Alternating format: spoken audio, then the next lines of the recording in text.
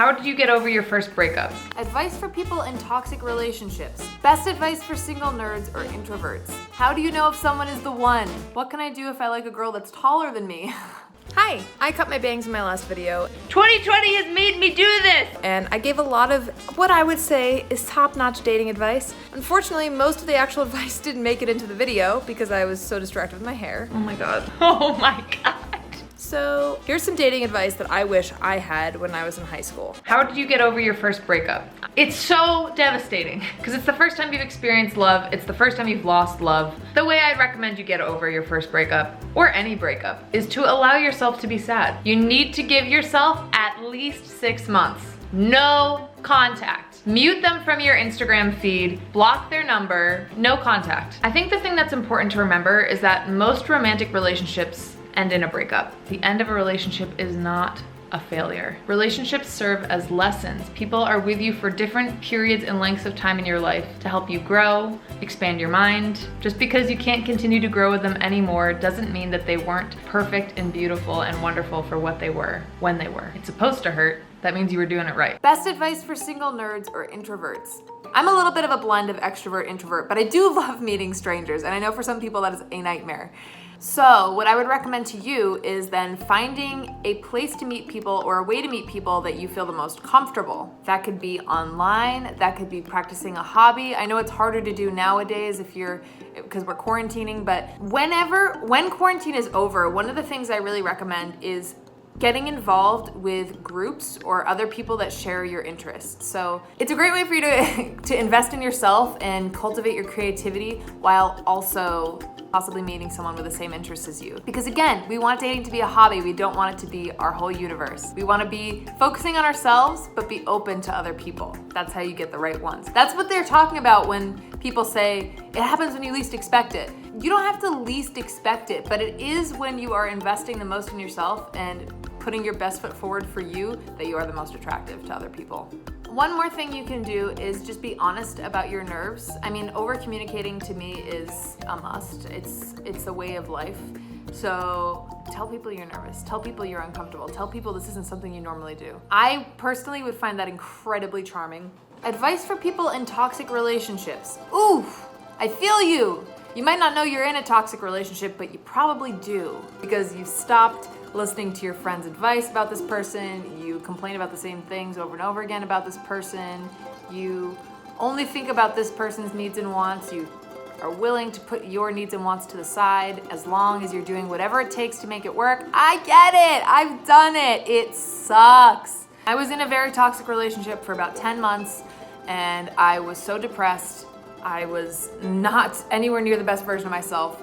I was in college. I literally begged them after breaking up and getting back together like 6 times. At the end, I didn't even leave it. I didn't get out of the relationship with any sort of dignity. I was begging them to stay with me at the end, even though they were treating me horrendously. And the best thing they ever did was leave. That was the kindest act that he ever did for me, is that he broke up with me because I was so devastated by the loss at the time. I thought that I couldn't make it work. There was something wrong with me. I should have found a way to make him love me, or I should have found a way to fix it. Good news for you, if you're in a toxic relationship, is that you are in a perfect opportunity to grow so beautifully from this. You just need to decide to get out. You have to accept the fact that it's gonna hurt. You have to accept the fact that they're gonna try not to let you leave. All of those things aside, you need to stick to the core truth in your mind that you need to get out. I will put some links in the description for people if you are in any sort of an abusive relationship.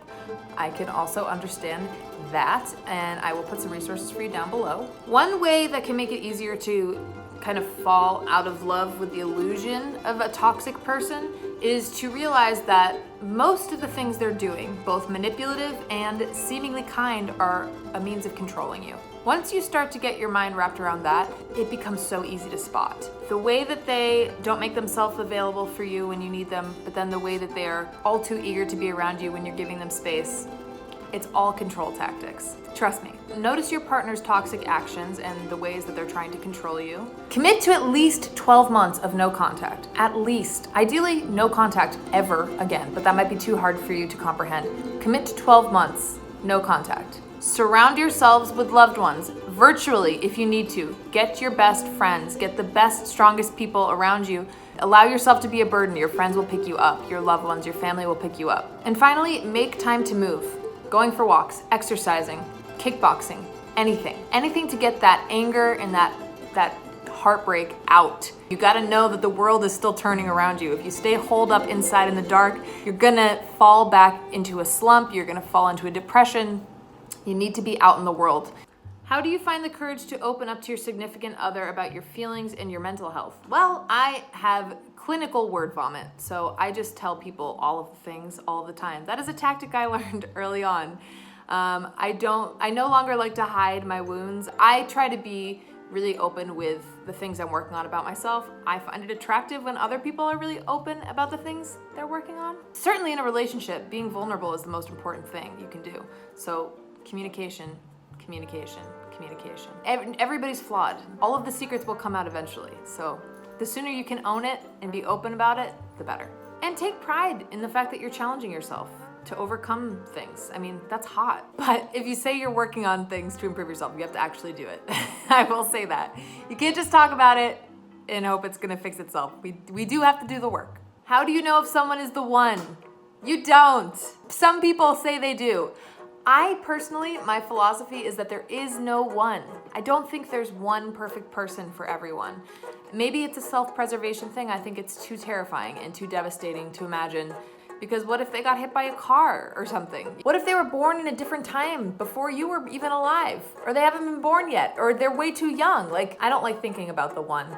I think everybody that you meet has something to offer you, some more than others. If you look at the philosophy of there just being one true soulmate, that makes all your other relationships seem almost irrelevant. And I don't think that's a good way or a healthy way to think of our experience with other people. I value all the relationships I've had, including the toxic one. It taught me a lot about myself. It gave me a lot of room to grow. It made me aware of my weaknesses. And I've shared beautiful memories with all of the people I've dated. Even in my happiest relationship, I'm happily in a relationship now. I think that puts way too much pressure on the person. I mean, you are more than welcome to believe in the one, but it's not my thing. What can I do if I like a girl that's taller than me?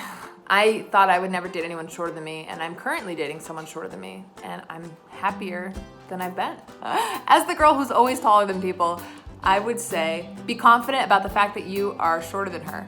There's nothing less attractive than a man who is insecure about the fact that he's shorter than you. But if a guy can own it, it's sexy, it's confidence. It's even more confidence than you get from someone who's taller than you. You know what I mean? So own it. Don't make it a problem for you, and it probably won't be a problem for her. And if it is a problem for her, you know, it wasn't meant to be. She's got more growing to do. Not literally. She's probably tall enough. Please like and subscribe. I'd appreciate it. This was fun. Thank you for joining me.